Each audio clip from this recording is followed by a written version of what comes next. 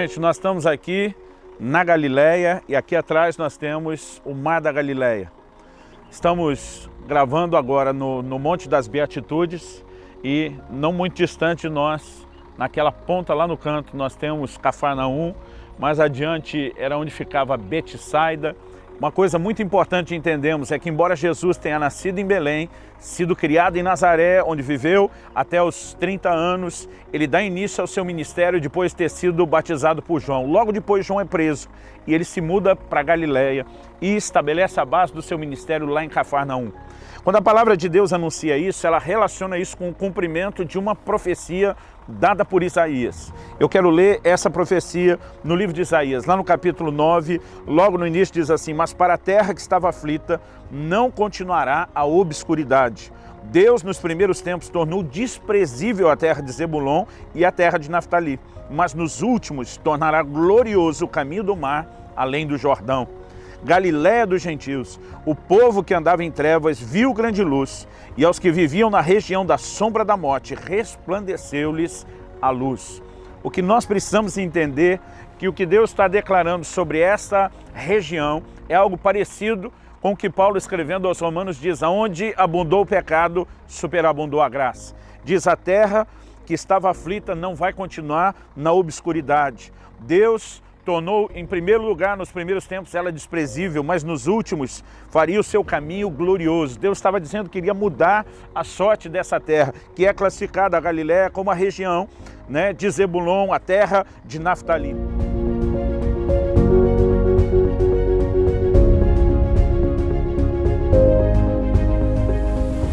Estamos no Monte das Beatitudes, ou o Monte das Bem-aventuranças, conhecido como o Monte Eremos. Uma estrutura que a Igreja Católica adquiriu, criou um belo de um jardim.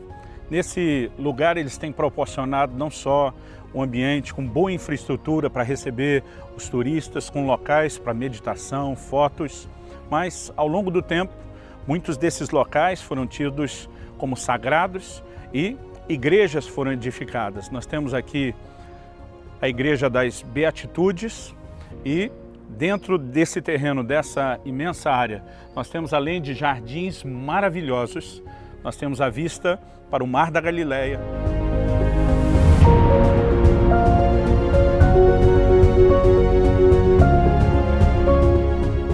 Algo interessante aqui em Israel é que em todo lugar para onde nós vamos, é a quantidade de oliveira que nós encontramos. Essa é uma árvore muito comum aqui, Em alguns lugares aqui a gente consegue chegar, tirar a azeitona direto do pé. Nós tivemos um dos momentos aqui nessa viagem, onde o motorista da van parou na casa dele, que era no caminho, e ele nos ofereceu azeitonas que são do quintal da casa dele, um azeite de oliva extraído das azeitonas do seu próprio olival. Quando a palavra de Deus fala a respeito das oliveiras, isso era algo muito comum na vida dos judeus.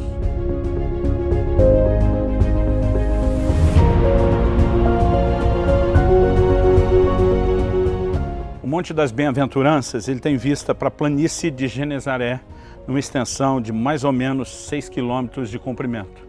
Esse lugar era famoso desde os tempos de Jesus, chamado por Flávio Josefo, historiador, de o coroamento da natureza. O verde aqui dessa região é impressionante. Uma das características desse lugar, onde Jesus teria dado o Sermão do Monte, é que ele era desabitado. Alguns acreditam que isso se dava pela dificuldade de cultivar o terreno, onde existia um estrato rochoso e pouca profundidade, apesar de ter essa disponibilidade de irrigação muito próximo. Por outro lado, outros acreditam que, graças aos mananciais de água, além do lago próximo, a erva cobria o chão e que havia a sombra de muitas palmeiras. Isso, além do fato de ter espaço para muita gente, da acústica, pode ter sido um dos fatores que levou Jesus a escolher esse local para dar o Sermão do Monte, além de ser muito próximo da sua base, onde ele estava instalado.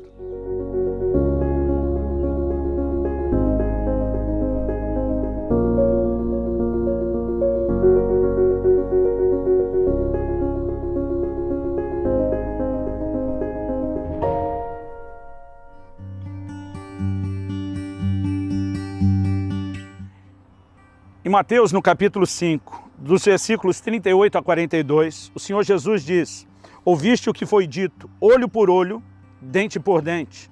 Eu, porém, vos digo, não resistais ao perverso, mas a qualquer que te ferir na face direita, volta-lhe também a outra. E ao que quer demandar contigo e tirar-te a túnica, deixa-lhe também a capa. Se alguém te obrigar a andar 1 milha, vai com ele 2. Dá a quem te pede, e não voltes as costas ao que deseja que lhe emprestes. Nesse texto, o Senhor claramente nos ensina um princípio que envolve a questão da vingança. No Velho Testamento, um padrão de justiça estabelecido pelo próprio Deus na Velha Aliança era olho por olho, dente por dente, mão por mão, pé por pé. A palavra de Deus, na verdade, nos declara lá no livro de Êxodo, no capítulo 21, no versículo 24, também em Levítico 24, 20, Deuteronômio 19, 21, estas afirmações de olho por olho, dente por dente. Se alguém ferisse o olho de alguém, teria o seu olho ferido. Se quebrasse o dente de alguém, teria sua mão quebrada e assim por diante. Significava a lei da retribuição. Agora, o Senhor Jesus está dizendo, eu, porém, vos digo, não resistais ao perverso. Ele diz, a qualquer que te ferir na face direita, volta-lhe também a outra. Se for seguir a lei do olho por olho, dente por dente, de acordo com a velha aliança, e alguém te bateu no rosto, você deveria bater de volta. Aqui Jesus está dizendo, oferece a outra face. Além de não resistir, ceda. Então ele continua fazendo declarações. Se quiser demandar contigo e tirar a túnica, entrega a capa, o que ele não está nem brigando por ela. Se te obrigar a caminhar 1 milha, vai com ele 2. Do que é que o Senhor Jesus está falando? Ele nos ensina a não viver um nível de retribuição que nós classificamos como vingança. Para muitos, vingança é nada mais, nada menos do que o exercício da vingança. Se alguém me feriu, eu firo de volta. Se alguém me fez mal, eu faço mal de volta. Nós precisamos entender o que é que está por trás do ensino de Jesus. Então vamos tentar entender isso observando em partes. O que mudou? Muitas vezes nós temos a tendência de pensar que no Velho Testamento havia justiça e que no Novo a gente é obrigado a perdoar e a injustiça fica por isso mesmo. Eu já pensei assim diversas vezes lendo esse texto. Eu pensava, mas espera aí, não é justo. Se no Velho Testamento a gente tinha um padrão justo de retribuição, significa então agora perdoar é promover de alguma forma a injustiça, a não realização da justiça. E eu achava que o que tinha mudado era isso. Nós saímos de um lugar de justiça para um que, se não era injusto, era no mínimo muito difícil de entender ou compreender. Mas na verdade, quando a gente começa a examinar a palavra de Deus, a gente vai perceber que o que mudou não foi um padrão de justiça para um de injustiça. O que mudou do Velho para o Novo Testamento, da Velha para a Nova Aliança, é quem faz a justiça, é quem se vinga. Por exemplo, vamos ler algumas afirmações do Novo Testamento.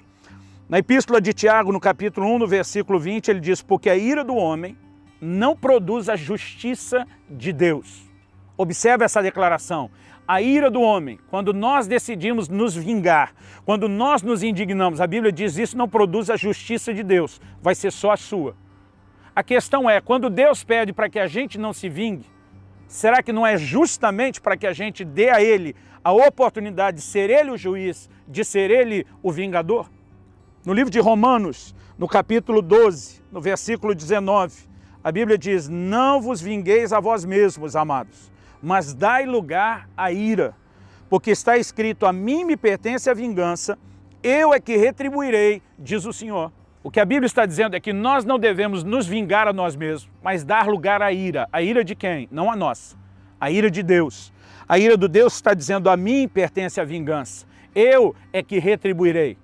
O ato do perdão não é estabelecer a injustiça, não é deixar de praticar a justiça. É, na verdade, confiar que a justiça seja feita não por mim nem por você, mas pelo justo e reto juiz que é Deus. O ato de perdão, de misericórdia, significa entregar nas mãos de quem tem a devida competência, o juízo e a vingança. Esse é o primeiro ponto que acredito que nós precisamos entender. Em segundo, compreender que ceder e usar de misericórdia diz respeito a quem nós somos. Outro dia alguém falou, olha, a pessoa fez tanta coisa contra mim e agora simplesmente eu perdoo e deixo por isso mesmo. Eu não posso nem me defender, eu não posso nem me explicar. E eu vi uma pessoa dizendo para essa que reclamava, olha, a atitude de mal que aquela pessoa fez revela quem ela é. A oportunidade que você tem de não só perdoar, porque nós vamos além, nós vamos falar que a palavra de Deus nos mostra que além de perdoar, nós ainda temos que pagar o mal com o bem. Isso, na verdade, é algo que nos ajuda a entender e ouvir essa pessoa dizendo para outra, o que a pessoa fez de mal revela quem ela é. O que você faz de bem revela quem você é. Na verdade, aquilo que nós somos será exposto diante das circunstâncias que nós passamos e com aquilo que nós temos que enfrentar e lidar. Quando o Senhor Jesus está nos ensinando a usar de misericórdia, nós precisamos entender o porquê disso. O apóstolo Paulo, por exemplo, escrevendo aos Coríntios, ele traz um ensino muito importante. A primeira epístola de Paulo aos Coríntios, no capítulo 6, no versículo 1, ele começa dizendo, aventura-se algum de vós, tendo questão contra outro, submetê-lo a juízo perante os injustos e não perante os santos? Ou não sabeis que os santos hão de julgar o mundo? Ora, se o mundo deverá ser julgado por nós, sois acaso indignos de julgar as coisas mínimas? Não sabeis que havemos de julgar os próprios anjos, quanto mais as coisas dessa vida? Entretanto, quando tendes a julgar negócios terrenos, constituís um tribunal daqueles que não têm nenhuma aceitação na igreja. Para vergonha vou-lo digo, não há porventura nem ao menos um sábio entre vós que possa julgar no meio da irmandade? Paulo está dizendo, olha, quando um irmão vai a juízo contra outro irmão, isso é vergonhoso. Ele diz, talvez alguém do nosso meio pudesse ajudar a fazer a mediação ou a intermediação. Mas olha o que ele diz, mas irá um irmão a juízo contra outro irmão, e isso perante incrédulos. Versículo 7, o só existir entre vós demandas já é completa derrota para vós outros. Por que não sofreis antes a injustiça? Por que não sofreis antes o dano? Mas vós mesmos fazeis a injustiça, fazeis o dano, e isso aos próprios irmãos. Ou não sabeis que os injustos não herdarão o reino de Deus? Ele está tratando do assunto com tamanha seriedade que ele está dizendo, quando você faz injustiça ao irmão, você está classificando-se a ser deserdado do reino do qual hoje você faz parte. Agora, o que a palavra de Deus está dizendo não é que Deus não quer que a justiça seja estabelecida. Ele até está dizendo, olha, em vez de ir perante os incrédulos, tem que fazer então um tribunal na igreja, embora só ter demanda entre vocês já é completa derrota. Sabe o que ele está dizendo? Às vezes é melhor sofrer o dano, às vezes é melhor sofrer a perda. Por quê? Nós valorizamos mais o nosso direito ou os nossos bens que estão em disputa do que os princípios do reino de Deus.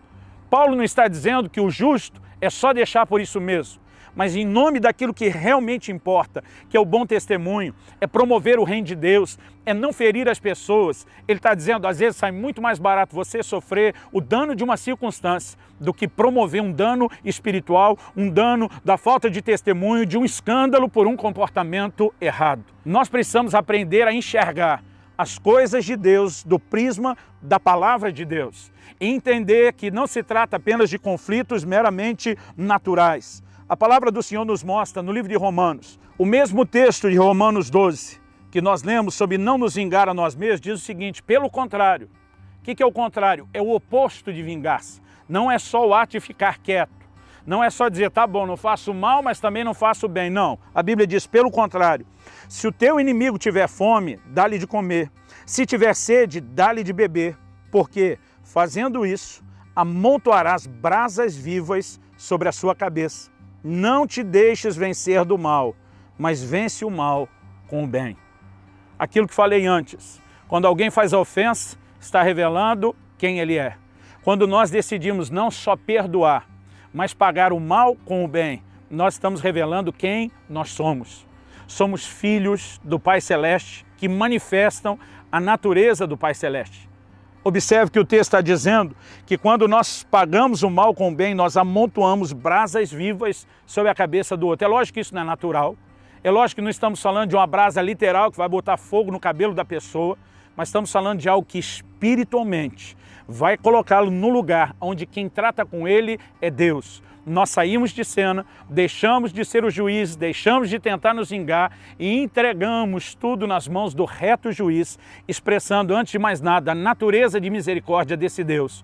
O mesmo Deus que usou de misericórdia para conosco. No final do texto que nós lemos, nos versos 41 e 42, Jesus nos revela algo igualmente importante, é com isso que eu quero concluir. Ele diz, se alguém te obrigar a andar 1 milha, vai com ele 2.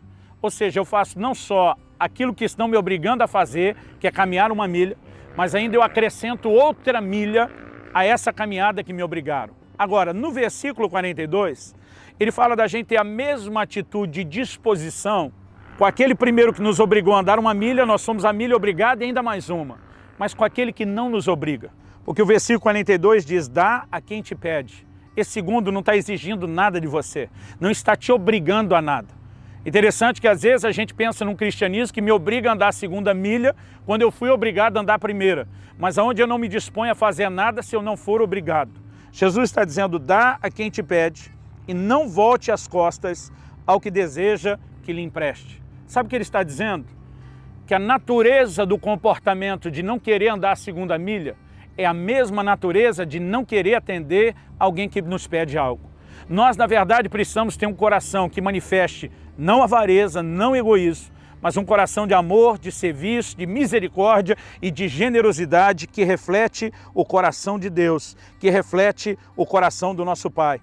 Nos próximos versículos, Jesus vai fazer a declaração sobre amar o inimigo para nos tornarmos filhos do nosso Pai Celeste. Nos próximos versículos, Jesus fala sobre amar o inimigo e fazendo isso, ele diz que nós nos tornamos filhos do Pai Celeste. O que está em questão é manifestarmos nessa terra a natureza de Deus. O que está em questão é manifestarmos nessa terra o coração de Deus, é revelarmos quem Ele é. Precisamos entender, eu tenho visto pessoas dizer, olha, é melhor se obedecer os princípios da Bíblia para você ser abençoado, para não ser amaldiçoado. A perspectiva é quase sempre egoísta.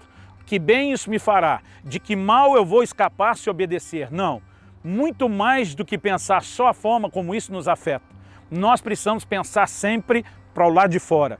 Como isso afeta os outros. Como isso promove ou não o reino de Deus. Quando Paulo diz, por que é que você não sofre o dano ou a perda? Ele está dizendo, se para defender o seu próprio direito, que é a definição de pensar egoisticamente, você vai causar dano para outras pessoas e para o reino, é melhor você sofrer o prejuízo, mas poupar o reino de algo ou de um prejuízo maior. A chave, a forma de pensar é sempre a mesma. Eu não posso olhar apenas para mim mesmo e nem somente para como as coisas me afetam. Eu preciso pensar na perspectiva de Deus, olhando mais do que somente para mim, olhando num prisma e numa perspectiva maior, o como isso vai afetar as pessoas, o como quem está me observando será impactado e, acima de tudo, o que as minhas atitudes e as suas atitudes vão produzir em termos de impacto da promoção ou não do reino de Deus. Esse é um assunto sério que merece a nossa reflexão, a nossa meditação e até para te ajudar a entrar um pouquinho mais fundo nessas questões. Nós vamos gastar agora alguns minutos numa conversa em família, um hábito que eu sempre tive de fazer com a minha esposa, com os meus filhos, de conversarmos e aplicarmos alguns princípios e alguns textos da palavra. Então, nos próximos minutos, nós vamos separar um tempo de conversa e de reflexão prática sobre essas verdades. Fique conosco.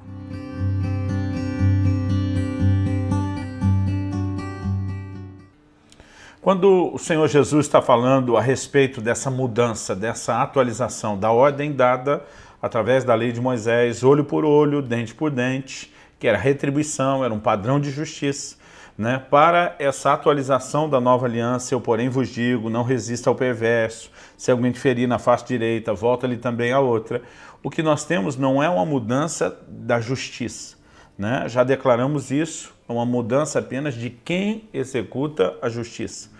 Então, no Velho Testamento, cada um tomava a sua própria vingança. Você me feriu, eu te firo de volta, nós vamos resolver esse negócio aqui e agora, né? Agora, a diferença no Novo Testamento é, como já declaramos, quem vai, na verdade, executar o juízo ou a vingança, né? O livro de Tiago diz que a ira do homem não opera a justiça de Deus. Então, há uma justiça de Deus que pode ser prejudicada se o homem não agir como deveria, né? Eu acredito que, em primeiro lugar, a decisão de não ter a vingança pessoal não significa que a gente não acredita em justiça.